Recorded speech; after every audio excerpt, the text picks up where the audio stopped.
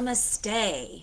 Welcome to this week's edition of Dawn's Dharma Talks. This episode is a continuation of our talk from last Friday that got rudely interrupted by a police helicopter. If you missed it, you can go back on this on my channel, on my page, to find it. Not sure if I posted it to all my social media sites.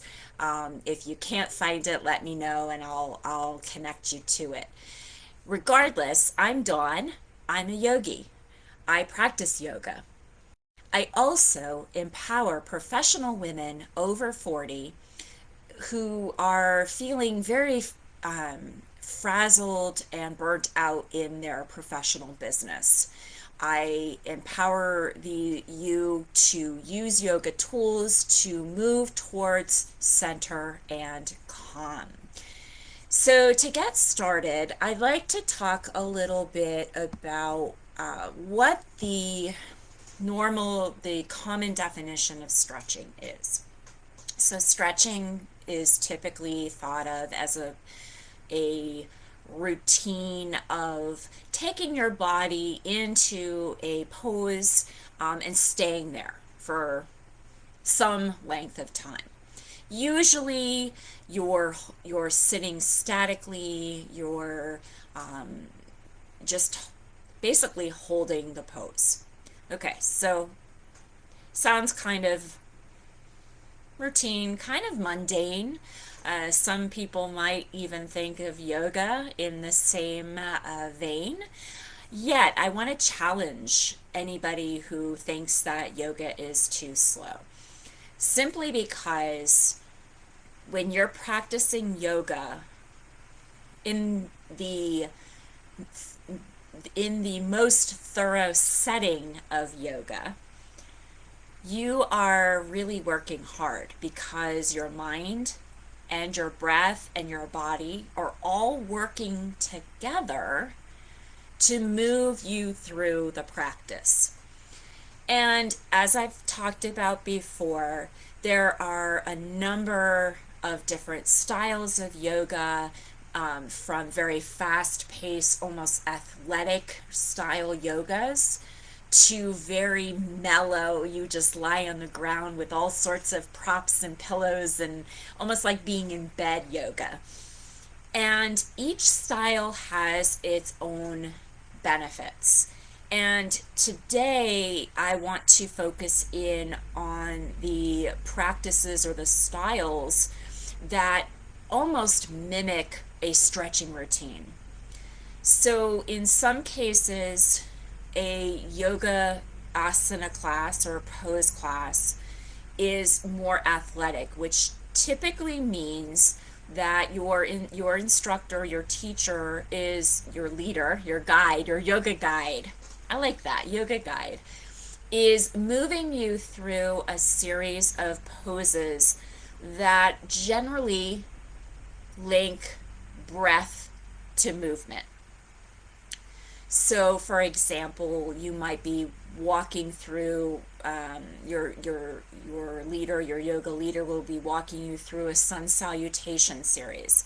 So, inhale, you'll be likely moving in an upward position. With the exhale, you're moving in a downward position, so on and so forth. One breath per movement. And again, those practices tend to be a little more faster paced, although the way I teach it much more slowly. And the reason I teach the flows more slowly is to allow your mind and body to connect. And by connecting the mind, breath, and movement, you actually have the opportunity and invitation to take your body into a similar type of exercise that you might also perform if you're stretching. The difference between a yoga class where you're holding a pose for a longer period of time or maybe moving more slowly and stretching is the addition of focused breathing, which means when you are in the pose, you are using your mind to send signals to your body and through your breath. So you're telling your breath to go to a specific part in your body, and you're having your mind tell the breath to tell the body. It's all interconnected. So basically the mind is using the breath to tell the body to relax. So one of the cues you might hear is come back to your breath. Fill your entire back body with each inhale, and with each exhale, feel your body sink into the support of gravity beneath you or the earth beneath you. And that's what makes yoga so much more powerful, is the addition of the breath. Now, can you call yoga stretching? Of course you can. Yet when you do that, there is a sense of dishonor to the yogic tradition. And my one of my passions is to not only empower professional women, business women over 40 to use yoga to move towards center and calm, away from the frazzle and the burnout, is also to dispel the myths that Western yoga has created with respect to this ancient yogic tradition. It's a very honorable tradition, and it's so much more than just stretching. It's a connection. It's an internalization of the movement, and you, by slowing down, by focusing on the breath, you have the opportunity to turn inward. And really, isn't it great when you have an opportunity to learn how your body works? And in yoga, you can do that. And in the classes I teach, you can do that because we are focusing on a slower pace, taking the time to sit in a pose for a certain length of time, usually between 3 and 5 minutes. Now, in these long yin inspired longer pose held classes, we do move. Yet the difference is we move very intentionally. We use our brain to guide the movement. And that, if there's nothing else that you all walk away with from this talk today, is that very point, that the yoga that I teach and that comes from the ancient yoga traditions is very focused on moving with intention, living in a way where, very similar to the Judeo-Christian philosophies, where you live for others, you serve others. All of that, those morals and codes are part of a yogic lifestyle. You also have the opportunity to train your mind to begin to notice when your thoughts may start to send signals to your body to start tightening up, the stress signal. And when your yoga journey and practicing these tools, slowing down, listening to your breath, using your mind and breath to move your body in specific intentional ways, help you start to notice off the mat when your body is becoming stressed out. And it's a signal for you to say, okay, wait, my body is telling me I need to take a break here. And then you take a walk, you move around, you do whatever you need to come back. And ultimately, your ability to interact with somebody else is that much better, because with your yoga tools, you have the opportunity to respond rather than react. So I'm going to get off my soapbox with that. And I'd like to shift gears a little bit and speak to practices where a yoga pose incorporates the acupressure points in our body. And we have a number. I'm not an expert in acupuncture, acupressure points. However, there is science and research that shows a connection between putting pressure on a portion in your body and a release of holding of tension in the body, of an potential increase in the range of motion, and even in some cases you can feel an emotional release. The body, there are a lot of studies, and there are even several books that talk about how stress, tension, and emotions are held in the body. And a yoga practice with the combination of movement, breath, meditation, and lifestyle, amongst other things, those are the big four of the limbs and most easily accessible. There is the opportunity for your body to begin to start releasing that pent-up tension.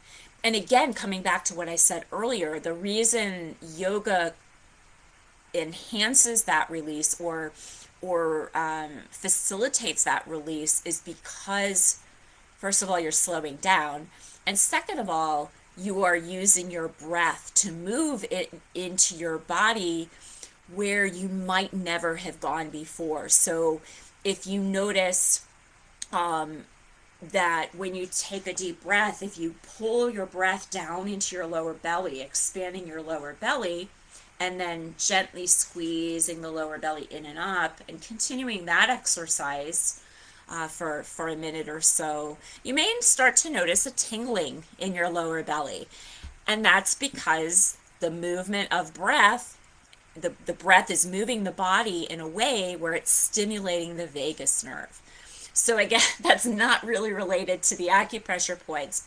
However, it's a good illustration of how the breath can assist the body in both releasing releasing tension and stimulating other nervous system responses to allow the rest and digest features in your body to become prominent, and to give that the fight or flight response a little bit of a break, and your brain a break.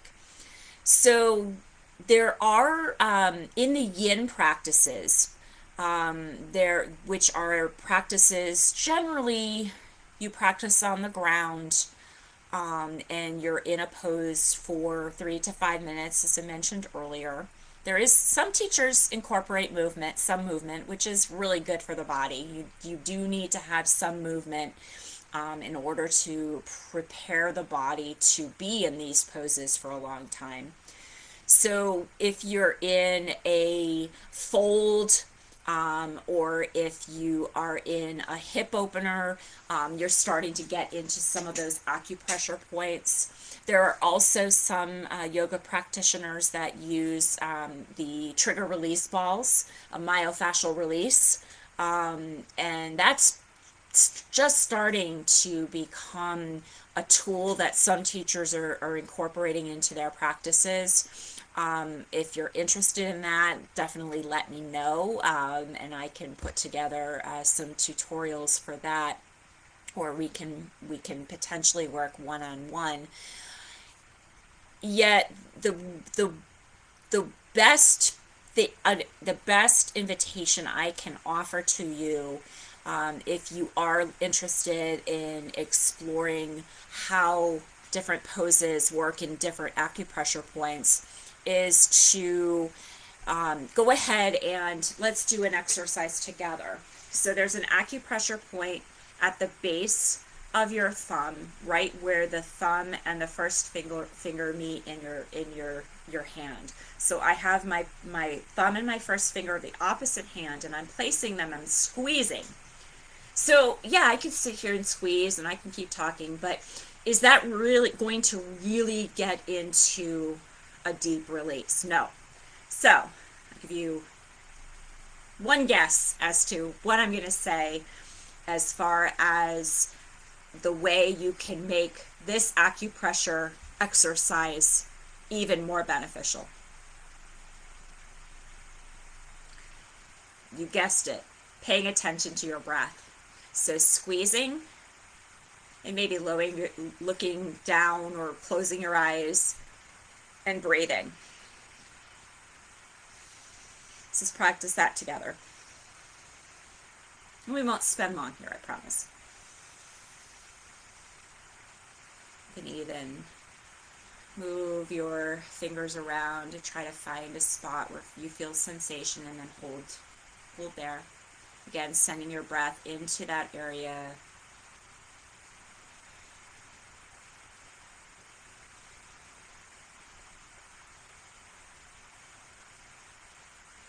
And release. Go ahead and shake out the hands. And just take a minute here to reflect on how your one hand feels different than the other. And I do invite you to do the other side. And you could do it while I'm talking. So that's one way you can use yoga with acupressure. It's really, again, coming down to breathing into all the sensations that you're feeling, being open to the experience. Again, the mind is a powerful tool. And with respect to specific poses, you can use your breath to move down into the up and down the center line of the energy grid in the body, the chakras. There are ways to you can massage your temples and really focusing on your breath. You can, when you're when you're on your belly, you can place your knuckles in between your eyebrows. That's another acupressure point. You can also place your hand on top of your head. If nothing else, it just places the attention there and can help, if you're feeling very scattered, help you feel a little more centered. You can also you can make a fist and you can tap on your chest, or you can tap on any part of your body where you may feel tension. This thymus tap, or this center line right along your sternum and your collarbones, that is also an acupressure point, and that can feel really good. You can do self-massage. Again, really anything you decide to do, connecting it with deep breathing can take your experience to the next level. So I am not seeing anybody on with questions, so I'm going to go ahead and finish up our discussion today. I invite you, if you've made it this far, to drop #live or #replay in the comments. I meant to say that earlier. And if you have any questions or follow-up comments, please also feel free to drop those in the comments, and I'll circle back and get you an answer. If you are interested in learning more about what I do, I'm going to drop the link to a free ebook which has 5 one-minute yoga practices. You can go ahead and click the link to get that guide. If you are interested in more one-on-one support, I have dropped the link to schedule a free 20-minute yoga experience into the comments, and go ahead and click on that link and sign up, and I will create a practice for you that meets you where you are. So, thank you all so very, very much for being here today. I wish you all well, and I will see you all very soon. Be well.